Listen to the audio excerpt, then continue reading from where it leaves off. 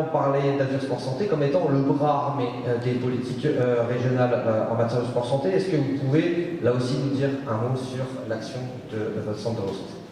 Oui, bonjour à toutes et à tous. Effectivement, on est centre de ressources et d'expertise pour le sport santé depuis presque 10 ans maintenant. L'ARS nous a fait confiance dès le départ et encore plus maintenant parce qu'on est devenu un centre ressources régional pour accompagner justement le développement et la promotion du sport santé au niveau régional. On a une action, notre raison d'être, c'est vraiment la promotion et la pratique de l'activité physique en tant qu'outil de santé. Santé physique, morale et sociale, tout au long de la vie. Et quand on dit tout au long de la vie, ça part justement de la petite enfance, lutte contre l'obésité, des programmes de prévention, jusqu'à la perte d'autonomie, donc les plus âgés, en passant par le moment le plus important, le plus long, le travail. Voilà, quand on est au travail, on est sédentaire, effectivement, la plupart du temps maintenant, de plus en plus. Donc on a donc une action autour de 3 pôles en tant que centre ressources, un pôle promotion, sensibilisation, information, où on met à disposition des outils, des ressources, des éléments justement de plaidoyer aussi pour que tous les acteurs portent le message de la promotion de l'activité physique. On a un pôle expérimentation, innovation, on l'appelle comme ça, ou programme maintenant, où justement on expérimente et on modélise des programmes d'activité physique adaptés ou des programmes de prévention. C'est comme ça qu'on a l'étude As du Cœur qui est devenue une expérimentation article 51 sur 5 régions en France. On en reparlera peut-être tout à l'heure. Allez-y, je vous en prie. Voilà, en fait, l'étude scientifique a démarré, a été le starter de l'association Azur Sport Santé, puisqu'on a pu démontrer, grâce à cette... 500 patients inclus, c'est ça? Alors, sur l'étude scientifique, on était sur un petit échantillon, mais on a démontré qu'il y avait 30% de dépenses de santé en moins pour les patients qui avaient suivi un programme d'activité physique à but thérapeutique sur 5 mois, à raison de 2 séances par semaine, avec un accompagnement aussi psychocomportemental, parce que l'activité physique en elle-même, c'est bien, mais si ça s'arrête au bout des 5 mois, voilà, c'est un peu un coup d'épée dans l'eau. Il faut aussi accompagner la personne qui justement est souvent éloignée de l'activité physique et qui a eu cette maladie cardiovasculaire, puisque là il s'agissait de patients cardiovasculaires, à continuer après, et donc à être motivé et à sentir les bienfaits, etc. Donc 30% de dépenses de santé en moins sur cette étude scientifique. Et donc du coup, on a déposé en 2020 un article 51 pour justement montrer l'efficacité, la duplicabilité de la prise en charge par l'assurance maladie d'un programme d'activité physique à but thérapeutique.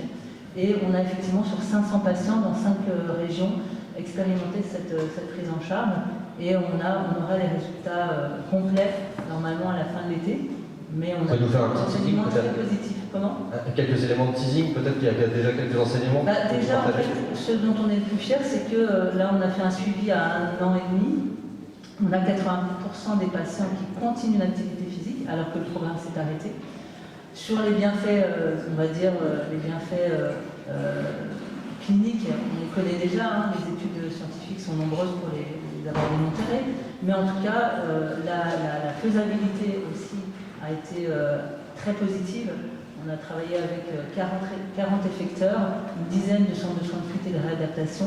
Et la chaîne et la coordination s'est faite de façon positive. Donc ça, c'est plutôt super. Voilà, et puis après, voilà, on parle d'activité physique adaptée et Margot Franceschi parlait de prévention. On a pris à bras-le-corps aussi ce sujet-là, parce qu'en fait, effectivement, les jeunes, ce sont les malades ou les non-malades de demain, et c'est déjà qu'ils grossissent déjà le nombre de malades chroniques beaucoup plus tôt qu'avant. Donc il faut qu'on agisse vraiment dans cette direction. Et notamment, on accompagne un programme Amstramgram qui fait partie du 360 degrés donc de ces programmes de lutte contre l'obésité infantile sur Nice, auprès de 7 écoles élémentaires, où on travaille auprès des enseignants, des enfants, des parents, pour justement leur apporter des outils et un accompagnement pour lutter contre la sédentarité et les rendre plus actifs. La littératie physique, on en parle maintenant aussi, c'est vraiment aussi très tôt leur faire connaître et les faire monter en compétence et en connaissance de leur corps, de comment bouger plus, etc. Donc la prévention au niveau des plus jeunes, au niveau, donc avec des outils comme la boîte à outils Je bouge plus à l'école, la prévention au niveau des personnes qui sont au travail, avec Je bouge plus au travail, on accompagne des établissements de soins. L'hôpital Lambert notamment a été accompagné pour justement mettre aussi de l'activité physique dans le quotidien avec des programmes sur le déjeuner de 30 à 40 minutes, mais aussi d'autres entreprises et collectivités qui ont ce conseil départemental notamment du 06, des Alpes-Maritimes. Et puis enfin aussi auprès des plus âgés, avec le programme Prévention Active Senior, on a sur les 2 départements des Alpes-Maritimes et du Var, depuis 7 ans maintenant, mis en mouvement avec des programmes de 3 mois offerts, plus de 1500 seniors dans 90 communes des Alpes-Maritimes et du Var. Et ce qui est vraiment très positif, c'est que ces personnes-là, après avoir fait ces 3 mois d'activité physique, ressentent tellement les bienfaits, les bénéfices sociaux, parce que c'est le lien social, les gens sont aussi en perte d'autonomie, mais en isolement social, notamment dans les territoires reculés, et ressentent tellement ces bienfaits sociaux, physiques et mentaux, psychologiques, parce que c'est quand on bouge, on est mieux dans sa tête, on est plus optimiste, on a une meilleure humeur, on a une meilleure santé mentale. Ils continuent après, même en payant, puisque ça a été offert au départ par la conférence des financeurs de la perte d'autonomie, mais après ils continuent l'activité physique et on a fait une étude qui a été publiée dans Santé publique France. Il y a vraiment des résultats très positifs quand on les accompagne aussi, et les éducateurs sportifs, et je finirai là-dessus, justement, sont vraiment les moteurs et les artisans de cette remise en mouvement. Et on travaille actuellement avec la région Sud sur une expérimentation de certification complémentaire pour les éducateurs sportifs, pour tous les éducateurs sportifs, parce que les enseignants APA ne sont pas assez nombreux pour qu'il y ait un maillage territorial suffisant, pour qu'ils puissent être présents au plus près des personnes éloignées de l'activité physique ou des patients. Et du coup, cette certification complémentaire permettra de reconnaître aussi et de leur donner les compétences pour accompagner les personnes éloignées de l'activité physique. Et juste un dernier mot, parce que je suis très bavarde. Oui, mais en plus, je vous pose une question. Mais justement aussi, notre rôle auprès de l'ARS, c'est d'accompagner les maisons sport santé, notamment sur un dispositif qui s'appelle Les Jeux me bougent, et qui va justement permettre dans toute la région, je crois qu'il y a 88 animations et événements, une centaine maintenant d'événements qui vont se dérouler entre la mi-avril, donc c'était la semaine dernière le lancement avec la journée régionale pour une France en forme, jusqu'à fin septembre, pour faire découvrir l'émission des maisons sport santé, leur permettre aux personnes de faire des bilans de forme, des animations et des découvertes d'activités physiques, avec justement le réseau des clubs sportifs, avec les collectivités et tous les acteurs du sport santé. Je vais laisser la parole à la salle. Mais quand même, avant, une petite question. Donc une petite réponse. Mais quand je vous entends parler, votre nom, votre parcours, vos expériences, j'avais aucun doute sur votre compétence en matière de sport. Mais en fait, vous parlez comme un professionnel de santé aujourd'hui.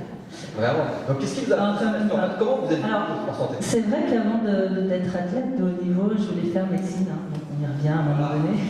Et c'est vrai que, comme le disait tout à l'heure mes prédécesseurs, on n'est pas une nation sportive dans l'âme. On a des sportifs de très haut niveau, c'est vrai, mais on n'a pas à l'école cette culture qui permet justement, et dans les études supérieures, de combiner les deux. Donc malheureusement, j'ai pas pu faire médecine, j'ai fait une école de commerce pour pouvoir après travailler dans le monde du sport et promouvoir le sport. Donc voilà. Et ma motivation, c'était de donner un sens aussi. Moi, j'ai fait effectivement du sport de haut niveau, les Jeux Olympiques, il y a très très longtemps, mais ça commence à être loin. Et ce qui m'anime maintenant, c'est vraiment aussi d'apporter toutes les connaissances et les bienfaits de l'activité physique et sportive auprès du plus grand nombre. Et Virginie le disait tout à l'heure, c'est une vraie passion pour nous, c'est une vraie